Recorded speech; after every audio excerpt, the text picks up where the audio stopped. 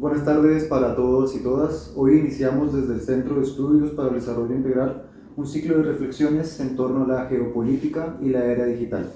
Nos encontramos en el espacio Taura, lugar estratégico del CEDI. Hoy tenemos como invitado al politólogo Facundo Musacchia, magíster en Economía, y vamos a intentar charlar un poco de cuestiones vinculadas a la temática pautada.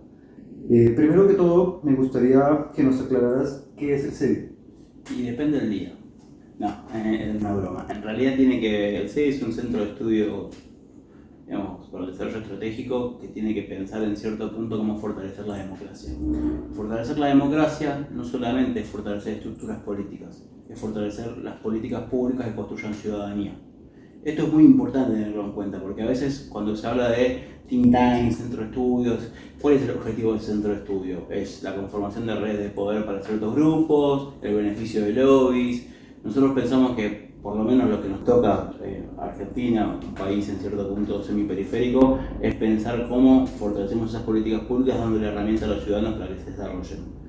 Una de las políticas que venimos llevando hace muchos años, mucho tiempo, o sea, el CEDI tiene 8 años de vida, es particularmente la capacitación y la educación y la política ambiental. Pero la política ambiental pensada en términos de instrumentos donde la gente pueda, digamos, generar cuestiones que le mejoren la calidad de vida.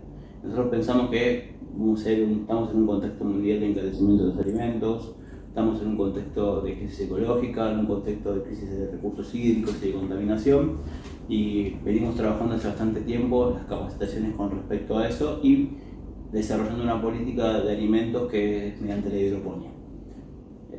Para poner un ejemplo bastante concreto. Después nos vamos desarrollando en diferentes instituciones educativas donde vamos bajando estos conceptos más allá de que nos corresponde formalmente. Y algo que quiero diferenciar, que la formación no es lo mismo que capacitación.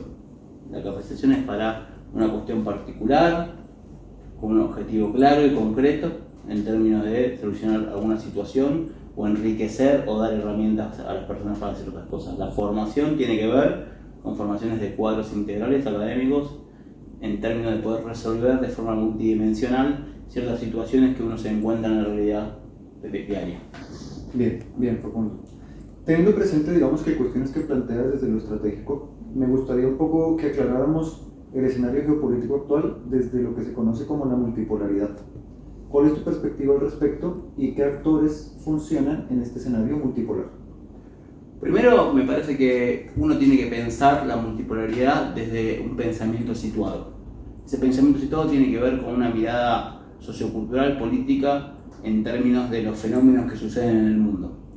La Argentina tiene una larga tradición, y Sudamérica tiene una larga tradición de pensadores que piensan la política internacional de ciertas maneras desde el interés nacional, pero no un interés nacional pensado desde la xenofobia, sino un interés nacional para generar cierto grado de desarrollo económico democrático que termine, digamos, o que podamos terminar de avanzar en lo que es el desarrollo y de nuestras capacidades para la inserción en la economía y a nivel de la política mundial.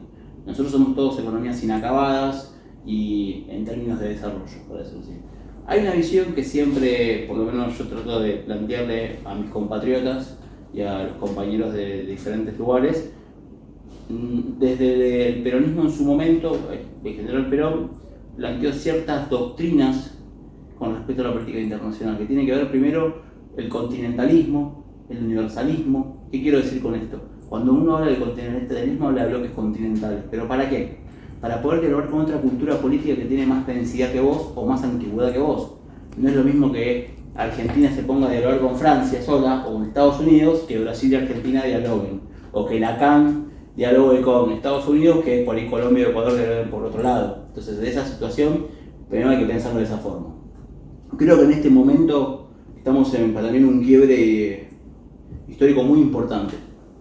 Después de muchísimos años de hegemonía norteamericana en algunas cuestiones, en realidad hegemonía del eje anglosajón, no voy a decir norteamericana porque no está bien, sino y pro-occidental, se empieza a dar una discusión de culturas políticas y de civilizaciones políticas, porque esto es hay que tenerlo muy en cuenta, la cuestión cultural en términos de la relación de poder y construcción de esa proyección. La multipolaridad, como le dicen muchos analistas, como lo plantea mucha bibliografía en general, tiene que ver para mí el continentalismo, el diálogo de bloques, digamos, de diferentes culturas, políticas y civilizaciones. De repente, los que antes eran de segundo rango o tercer rango forman bloques económicos que superan los primeros bloques, por ejemplo los BRICS. De repente, los que siempre estaban destinados a tener un modelo de desarrollo, un modelo económico de inserción primaria, plantean sofisticación sobre eso. Y eso tiene que ver con la cuestión geopolítica. La geopolítica es un eje central, digamos. La gran política es la política internacional.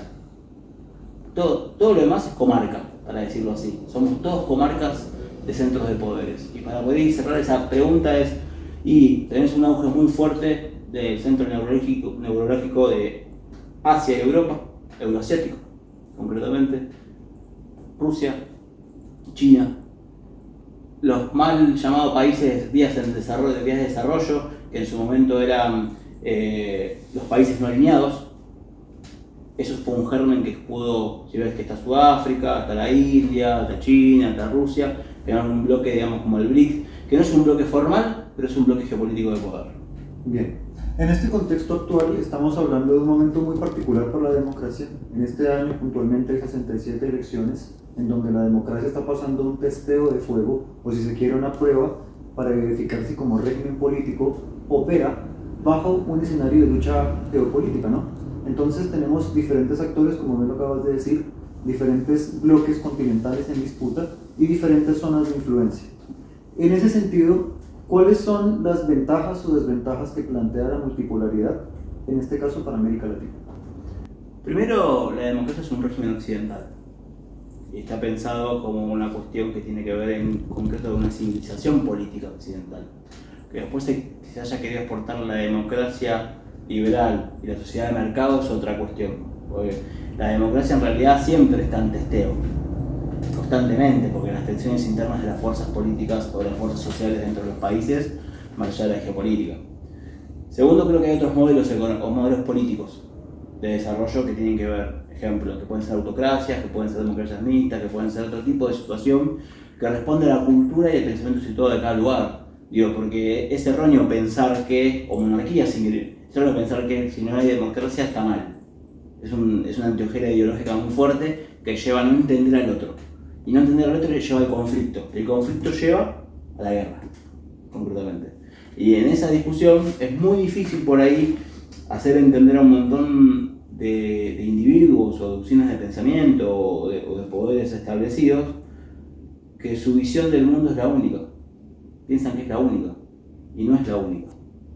Y esa discusión termina en esto que estamos hablando, la pérdida de hegemonía del eje anglosajón, saboteando a sus aliados en una guerra, te pongo un ejemplo si querés, contra los nuevos bloques que es Ucrania o el mar sur de China, digo, donde todos los que son los pivotes de ese eje están todos desgastados y quebrados económicamente. La discusión por ahí, la pregunta sería, esos actores, ¿cuánto van a poder sostener la democracia con los niveles de desigualdad que tienen? Bien, acabas de tocar un tema muy interesante que me resulta clave que lo discutamos porque actualmente se habla, por ejemplo, de Taiwán, ¿no? Se habla mucho, por ejemplo, de El Salvador con la figura de Nayib Bukele, y se habla mucho de Israel en tensión de lo que sucede también en Ucrania. Al sol de la geopolítica, ¿cómo podríamos leer o interpretar cuál es el rol que cumplen estos estados desde una lectura donde hay una disputa en donde no solamente Rusia, China, sino los Estados Unidos están en busca de hegemonías? ¿Existe, digamos, esa posibilidad de leerlo o sencillamente responden a coyunturas locales? Primero, me quedó una parte que contestarte, que creo que Latinoamérica tiene un problema que está partida en dos.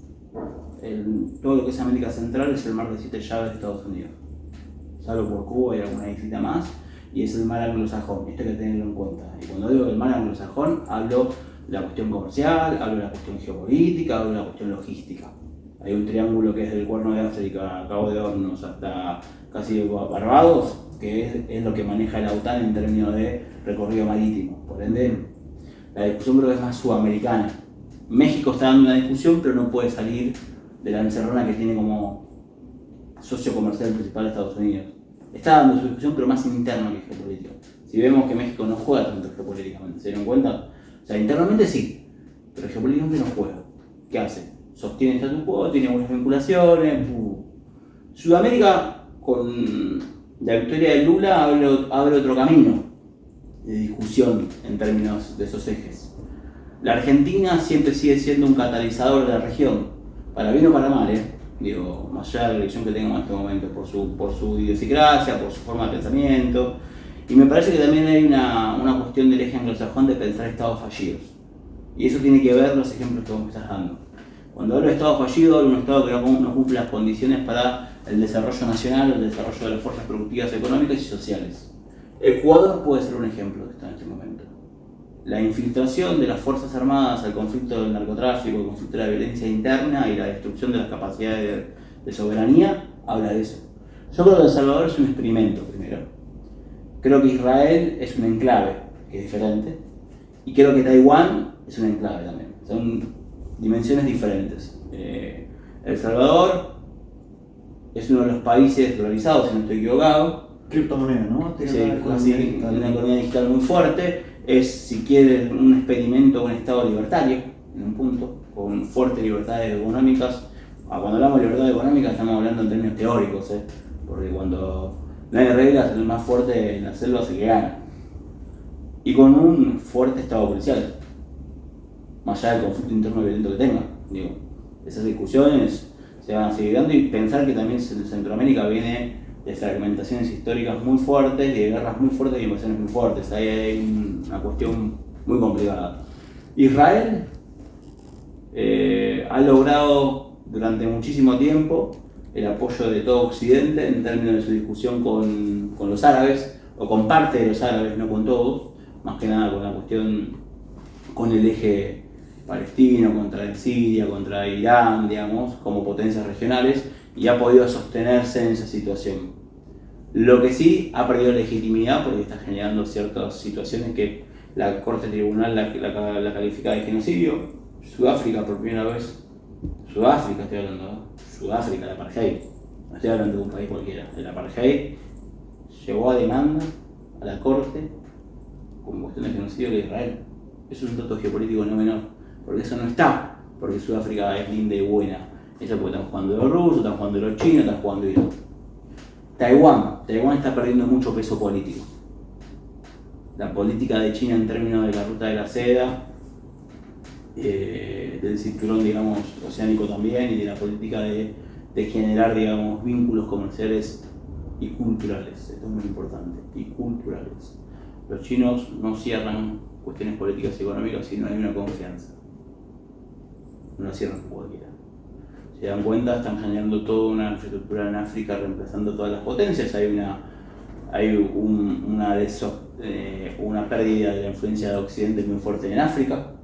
Rusia tiene una nave, está haciendo una base naval por Burkina Faso, si no me equivoco, y todo lo que pasó con Níger, con todos esos estados que eran los que permitían que las potencias occidentales tengan baratos ciertos recursos naturales. China jugó con la infraestructura ahí, generó vínculos muy importantes, es el mayor socio comercial del continente. Y Sudáfrica, que siempre fue pro eje anglosajón, se corrió. Bien. Bien, en ese sentido, y me parece muy interesante como empezamos esta charla, hablabas de bloques continentales, ¿no? Entonces, cuando hablamos, por ejemplo, del caso ecuatoriano, entendiéndolo como un estado fallido en donde los grupos armados tienen la habilidad de presentarse como un oponente militar frente a las Fuerzas Armadas de Ecuador, y por otro lado, esto que está pasando con Nayib Bukele como una figura o una suerte de receta experimental, que yo lo comparto, pero que ha tenido, digamos, que un fuerte impacto en la opinión pública, y a su vez con lo que sucede en Argentina y el gobierno de Petro, ¿cómo podemos pensar, si se quiere, desde la región, cómo América Latina va a poder pensarse continentalmente? Reitero lo mismo, no hablo de América Latina, hablo de Sudamérica. No porque no se pueda, sino porque son lógicas diferentes. Si uno ve los encadenamientos que hay en los procesos de independencia, Sudamérica fue un encadenamiento constante de independencia. América Central y México fue otro proceso. Okay. Y eso habla también de las culturas políticas. Esto es importante tenerlo en cuenta porque nada en Sudamérica se mueve sin coordinar. Si no se puede pensar. Si uno hace una genealogía de la historia sudamericana. Para bien o para mal, desde el Plan Cóndor, desde el No al ALCA, Digo, te pongo dos ejemplos muy concretos para que se entienda. Con respecto, Brasil obviamente es el actor con más proyección internacional de Sudamérica, particularmente. Creo que en este momento lo que está haciendo es generando vínculos multipolares como referente sudamericano, entendiendo que en este momento la región, la coyuntura no es favorable en algunas cuestiones, ya sea con vínculos con Petro, vínculos con México.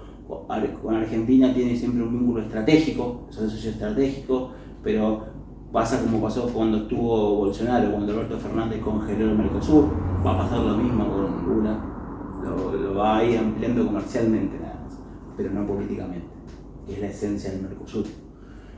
Con respecto a El Salvador, y reitero lo mismo, invasiones norteamericanas, fragmentaciones de países, los controles de 80, los Frentes de Liberación Nacional, la derrota de esos Frentes de Liberación Nacional, las reformas neoliberales y el manejo de las empresas norteamericanas, particularmente con la materia prima, desde el guano hasta las bananas, para decirlo así, han formado estados con pocas capacidades para hacer disuasión.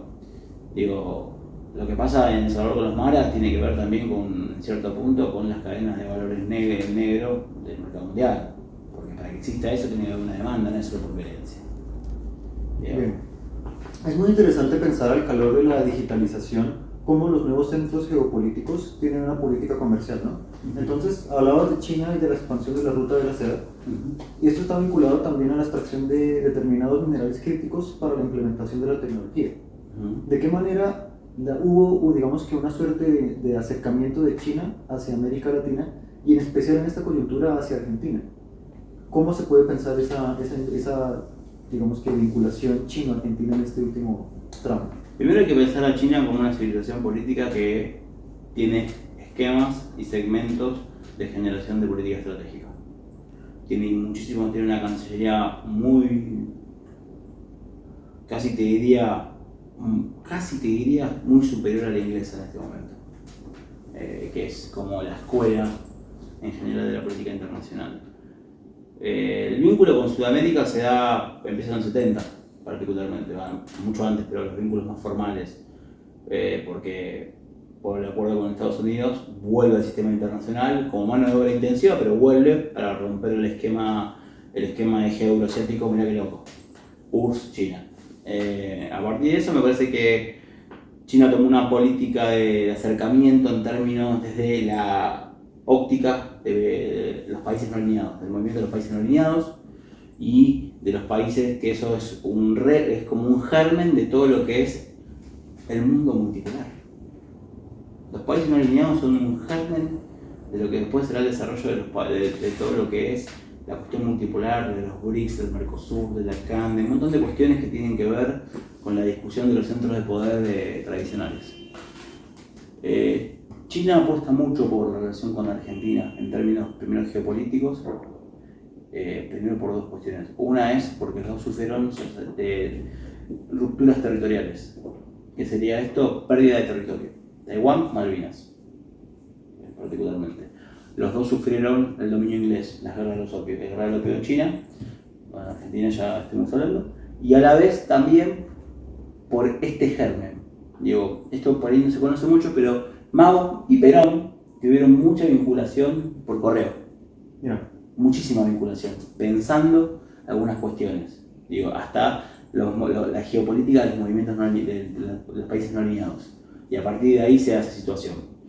Hay que leer esa correspondencia, porque si uno la lee ahora, entiende todo lo que está sucediendo en esa lógica. Después China particularmente tiene un hambre particular con respecto a los recursos naturales, primero porque es un gigante de pie de barro, con pie de barro, porque tiene tierras raras, pero no alcanza con su alimentación. China lo que se dedicó a hacer durante más o menos los últimos 25 años es comprar estructura energética, empresas o como quieras llamarlo, sin reemplazar a nadie, sino con la conducción política, comprar la cuarta empresa de alimentos más importante del mundo, que es Cocof en este momento, sí, Cocof si no me acuerdo, si no recuerdo mal, y además sobre todo es intentar trabajar y exportar todo el sobrante de lo que tenía que ver con su modelo económico, los trenes acá, los autos en Brasil, y complementar lo que busca es la complementación. El problema no es China, el problema es que haces vos con esa complementación. Porque si vos no tenés la capacidad de abastecer 5 millones de botellas de vino al mercado chino, a una provincia, ¿quién tiene el problema? Vos, el sector privado. El Estado puede hacer todo el esfuerzo posible, pero si no existe eso, a diferencia de Brasil, que Brasil tiene esa capacidad y lo hace. Entonces por eso funciona de otra manera. Pero en realidad Argentina está en un estatus de asociación estratégica integral, que es la máxima eslabón que le da China a ciertos países. Son primero acuerdos de cooperación, acuerdos de complementación, memorándum de entendimiento, asociación estratégica integral 1 y así. Bien, es muy interesante pensar que la geopolítica no solamente plantea escenarios de disputa en lo militar, en lo comercial, sino que actualmente hay una faceta que ha irrumpido de una manera enorme en la vida local y comercial y, si se quiere, regional de los diferentes sectores, que tiene que ver con la tecnología. En ese sentido hay personajes que tienen la potestad empresarialmente de jugar determinadas cartas en el escenario internacional. Hablo puntualmente de Elon Musk. Elon Musk tiene una empresa que se llama Starlink, que ofrece internet satelital. Carísimo. Que de hecho viene a irrumpir en una escena muy particular, en el caso argentino, porque Argentina es uno de los países de América Latina que ha logrado tener una infraestructura crítica en materia de fibra óptica. Con la llegada de Javier Milei se da, digamos, que un acercamiento hacia Starlink. ¿Cómo se puede leer esto? Primero hay que entender el proceso argentino para llegar a esto. Hay una realidad que tiene que ver que el movimiento nacional y popular que representa las grandes mayorías dejó de representar grandes anhelos. Y esto es muy difícil decirlo, pero hay que decirlo. Cuando vos representás el no se puede o lo posible solamente, implica un techo en el desarrollo, digamos, de la comunidad y de la sociedad. Claro. Entonces, si vos, le doy un ejemplo muy tonto, si la gente te respeta, o los poderes te respetan si vos das pelea. Si das pelea, vos podés perder esa pelea. Pero no si la diste, marcas una pauta. Exactamente. Cuando no la das, ahí pasa lo que está pasando en el proceso argentino en este momento. Cierta dirigencia de ese movimiento empujó, digamos, a la sociedad a pedir un cambio. Pero no un cambio de la política. O sea, la gente no odia la política. Está cansado de los políticos, es diferente. Porque la política es la forma de transformar la realidad, y por lo menos en este país siempre se vivió así. Digo, desde la cultura de organización de un sindicato, o desde un club de barrio, desde que puedas estudiar libremente, desde que tengas un centro de estudiantes. Todo eso son organizaciones libres del pueblo que se organizan por cuestiones muy concretas. Yo necesito el vuelto estudiantil, yo necesito que haya mejor infraestructura en acá. Yo quiero tener el poder para transformar. Es otra cosa. Pero me parece que hay una gran deuda de parte del movimiento nacional y popular con respecto a la ciudadanía en este momento que nos llevó a esto. También hay un gran trabajo, porque el adversario juega, no es que solamente son errores propios.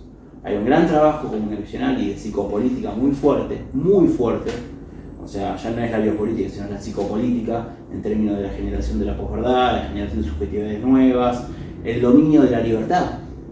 La libertad ahora es un like. Es la, si querés, para decirlo así, la mercantilización de la subjetividad y de la vida en general. ¿Cómo gana el muchacho? Vamos a hacer una genealogía. Milei no es un loco. El que piensa que Milei es un loco está equivocado. Puede ser todo menos un loco. Primero fue panelista de los grandes medios de comunicación. Después fue empleado de las corporaciones económicas. Después armó un personaje con construcción de sentido común mediante psicopolítica, fragmentando toda identidad de laburante, diciendo, no, la libertad es esto, y citando al Club de Montpellier neoliberal. 4. La no respuesta del movimiento nacional es adversario, porque no hubo una respuesta. Viene el cuco, primero se reía, viene el cuco, y después, bueno. Todo este gobierno representa una revancha de clase, literal. O sea, es eso. Y con Starlight, que es el eje anglosajón, vamos a decirlo también, porque Elon responde a ciertas cuestiones, y esto funciona de esta manera, esa discusión puede llevar a que se quiebre cualquier soberanía tecnológica de Argentina. Igual reitero, una cosa es decir y otra cosa es cuando vos llegas al lugar y está la correlación de fuerza. Yo no doy nada por hecho, yo puedo decir un montón de cosas, pero si yo puedo decir un montón de cosas en una red social, puedo decir un montón de cosas en la calle, puedo decir un montón de cosas acá hablando con vos, pero yo no tengo la correlación de fuerza para plantarme o imponer, imponer no, de convencer y persuadir, tenemos un problema. Creo que esto es un juego de psicopolítica muy fuerte. Bien, es muy interesante lo que dice respecto a las correlaciones de fuerza o a las luchas que realmente hay detrás de los elementos simbólicos o discursivos, sino que son las prácticas. Y hablamos hace poco de África, ¿no? Y África no está muy lejano a este relato de Elon Musk, porque no se nos puede olvidar que Elon Musk fue una persona que celebró el golpe de estado que le hicieron a Evo Morales, y no en balde porque resulta que el triángulo de litio en gran parte está en Potosí, ¿no? Volviendo a ello, si pensamos África actualmente y un proceso de descolonización que se aleja, digamos que de este argelismo del 60, este cumple una lógica distinta, sí responde por parte, si se quiere, de los países africanos a la toma de soberanía de sus recursos naturales. Si África, digamos, logra hacer 6 golpes de estado, tener una postura frente a Francia y reivindicarse como una potencia en materia de recursos naturales, ¿cómo bajo esa perspectiva podemos pensar los recursos naturales de América Latina? África es un clave diferente. Es un partido abierto donde no tienen tanto nivel de desarrollo con vinculaciones internacionales, no tienen tanto nivel de desarrollo con frentes nacionales, donde están infiltrados todas sus fuerzas armadas en cierto punto, donde el colonialismo es mental en algunas cuestiones, pero también hay un fuerte sentimiento y desarrollo del anticolonialismo. Creo que el ejército de que cada país representa eso. O sea, para tener un frente antiimperialista y anticolonialista vos tenés que tener 3 factores ordenados: el ejército, los trabajadores y las fuerzas sociales vivas. A partir de ahí discutimos lo que quieras. Morgan, tú pleno. Sí. Si no tenés eso más o menos armado, no puedes disputar nada. Y construir una cultura de organización con respecto a la conciencia nacional. Si no hay una conciencia nacional, son todas comarcas estatales y provinciales. ¿Qué es lo que está sucediendo acá? Acá la estructura política, por lo menos en Argentina, y en Brasil también a veces pasa eso, no sé si en Colombia, pero hay comarcas provinciales o departamentales defendiendo intereses provinciales o departamentales antes de la nación, porque no hay una conciencia política nacional. Sí, hay un muy famoso librito de Guillermo Donel, los textos de Guillermo Donel, que habla de las zonas azules, ¿no? Lo comparaba zonas azules, zonas rojas, zonas moradas, en donde diferente color determinaba qué parte de la nación llegaba, o realmente qué parte, o esa región o gobierno local tenía independencia en la toma de decisiones. Me resulta muy interesante al calor de esto, porque actualmente detrás de toda esta disputa que hay en la geopolítica, volviendo a la tecnología, hay un factor enorme y tiene que ver con la forma en la que se regula. En la regulación se dice entonces que tenemos a 3 grandes centros, ¿no? Estados Unidos, por supuesto, la Unión Europea y China.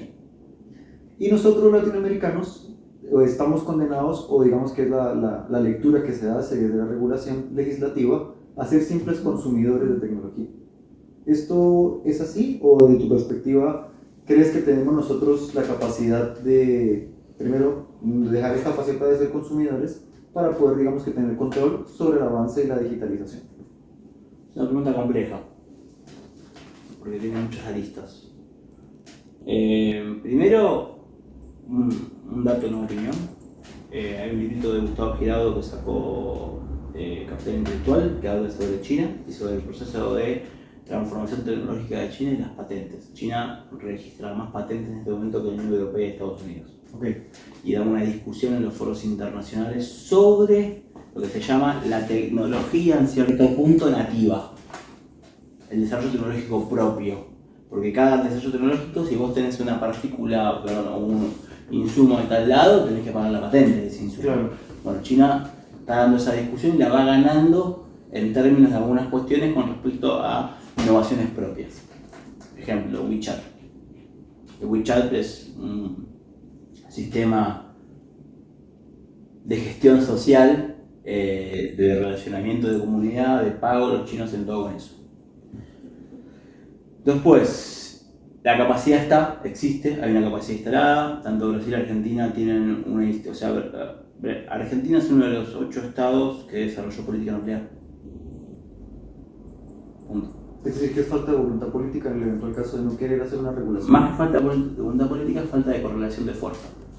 La voluntad política estuvo, yo hago un proceso del 2003 hasta acá, yo te hago un proceso del 46 hasta acá, hasta las últimas dictaduras hubo un proceso de valor agregado en términos de tecnología para exportar y vender.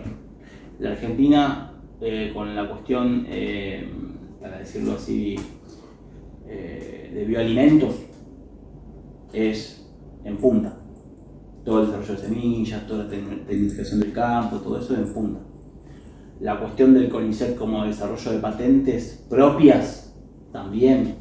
La cuestión de ARSAT, la cuestión del INVAT, la cuestión de la CONEA, que son los que, cuando se hace el gran acuerdo con Brasil por el Mercosur en el 85, en Foz de Iguazú, el primer gesto de buena voluntad que tiene la Argentina con Brasil es transferirle información respecto a cómo generar política atómica. Sí. Entonces, en ese sentido, hay un know-how muy fuerte que no depende de los estados ni de los gobiernos, o sea, depende de los estados sí, pero depende mucho de la voluntad de los sectores que sostienen, o sea, con el gobierno de Carlos Saúl Menem hubo un desfinanciamiento del sistema científico-tecnológico muy fuerte y hubo una destrucción total de la industria de la defensa. Los que mantuvieron vivo todo eso, Atucha 1, el proyecto de Atucha 2, lo que sea, fueron la CONEA. Y la CONEA eran 15 locos, estoy dando un ejemplo muy bruto. Era un sector que estaba formateado de una manera que quería un desarrollo nacional tecnológico. Me resulta muy interesante pensar, al calor de nuestros días, varias cuestiones de lo que sería el día después, ¿no? Y quisiera preguntarte a modo personal, ¿qué opinarías de 3 cuestiones? ¿Cuál va a ser el día después de la guerra de Ucrania? El día después de la elección, si llega a quedar Donald Trump como presidente. ¿Y qué va a pasar con Israel? Es una pregunta compleja, digamos, no tengo la bola de cristal, pero lo que sí puedo plantear es la sensación que me da. Primero, lo que va a pasar con Ucrania es que Rusia culturalmente es más fuerte en algunas cuestiones y va a retomar los puntos neurálgicos. Lo que sí, el Estado de Ucrania está endeudado con el Fondo Monetario, por ende con los grandes fondos de inversión, por ende las tierras raras y agrícolas van a ser de los fondos de inversión. Punto. Bien. No sé si estoy equivocado, pero lo que estoy viendo en Sí, lecturas muy parecidas. O sea, y el armado de infraestructura nuevo tiene que ver con préstamos para que esté como pivot norteamericano en ahí. Pero también ya los estrategas norteamericanos ven que fue un error muy grande de Ucrania. Muy grande. Porque fortaleció el pivot a China y toda la política, si querés, euroasiática, donde Rusia era el proveedor de energía, China el que sea política. Hay un dato no menor, Irak, que estuvo dominado por Estados Unidos durante varias décadas, propuso no pagar más en dólares toda la cuestión del petróleo. Hay una cuestión muy fuerte. Con respecto a Trump, yo a diferencia del comunismo internacional 2.0 y del progresismo liberal de Davos, tengo otra visión. ¿Sí? ¿Cuál? Esa visión tiene que ver que Trump representa la América quebrada, la América que sería pre-neoliberal. Digamos, él, en cierto punto, es un antisistémico, pero es del sistema, es lo que te estoy diciendo. Sí. Entendió el juego. Él entiende en cierto punto que vuelve a la tradición aislacionista norteamericana, que es fortalecer, o sea, para que uno sea un estado continental, esto es muy importante que todo el mundo lo sepa, vos tenés que tener ciertas características. Densidad poblacional, cultura política, salidas al mar, sí, pero yo recomiendo un libro que les puede ayudar en este momento a entender la coyuntura, que es Modelo Argentino para el Proyecto Nacional. Es un libro de 40 páginas, donde él habla de todo lo que estamos viendo nosotros acá, en desarrollo de la perspectiva sudamericana. Bueno, me parece que Trump es eso, me parece que Trump es un acuerdo con Rusia, me parece que Trump entiende que el enemigo es China y entiende que el enemigo son los globalistas. En cierto punto el tipo es un estatista, pero no como nosotros pensamos los estatistas, sino la discusión de soberanía con los grupos de poder. Ustedes saben que hay 4 fondos de inversión en el mundo que tienen el 90% de las empresas y acciones de deuda de todos. O sea, el mundo no es libre, el mundo está esclavizado en una ilusión de la libertad de parte del mundo privado. El que piensa que las redes sociales son públicas está muy equivocado. El que piensa que todo lo que nosotros usamos en este dispositivo inteligente o televisor inteligente o teléfono está equivocado. No es libre, esto no es un desarrollo público para el bien público, esto es un desarrollo para la dominación. Y la dominación es la libertad que vos tenés de la psicopolítica, la libertad es pensar que vos sos libre porque podés acceder a esto. Es muy difícil, creo que va por ahí. Con Israel tiene un quilombo bastante importante, más interno, porque por primera vez hay un quiebre en la cuestión sionista, en términos de cómo se manejó la estrategia con Hamas, y en términos de que no tiene mucho sentido seguir a banda palestina. Me parece que hay 3 actores de peso que jugaron muy fuerte en Sudáfrica: China planteando la propuesta de los 2 estados, Egipto apretando fuertemente diciendo que los acuerdos de Oslo y no me acuerdo, Shinkupar, no me acuerdo cómo se dice en este momento, no serían válidos si siguen bombardeando el corredor humanitario. Y me parece que el movimiento geopolítico más importante de los últimos 50 años es el BRICS. Y más importante todavía es el quiebre del petrodólar. Bien. Me parece muy interesante porque han quedado muchas cuestiones irresueltas, lo que dará posibilidad para un segundo encuentro, un tercer encuentro, esperemos que así sea. Quedé con una gran satisfacción porque tu conocimiento es muy amplio. Gracias. Y espero pues poder generar, digamos, que interacción en el futuro de vuelta. Y si alguna cuestión más quedó pendiente de tu parte. Sí, yo por ahí para ir cerrando, primero,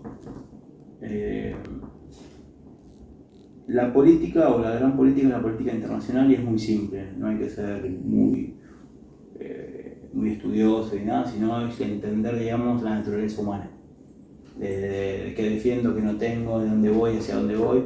Segundo, que no nos secuestren el estado de ánimo, que esto es muy importante. Y tercero, me parece que la mejor forma de que un ciudadano sea libre realmente es generando herramientas para que se pueda realizar. Los invitamos desde el Centro de Estudios para el Desarrollo Integral a que por favor nos sigan, a que interactúen en nuestras redes sociales. Nuestra idea es generar un ciclo de reflexiones en torno a la geopolítica, el pensamiento estratégico y la era digital. Ha sido un placer y espero nos veamos de nuevo.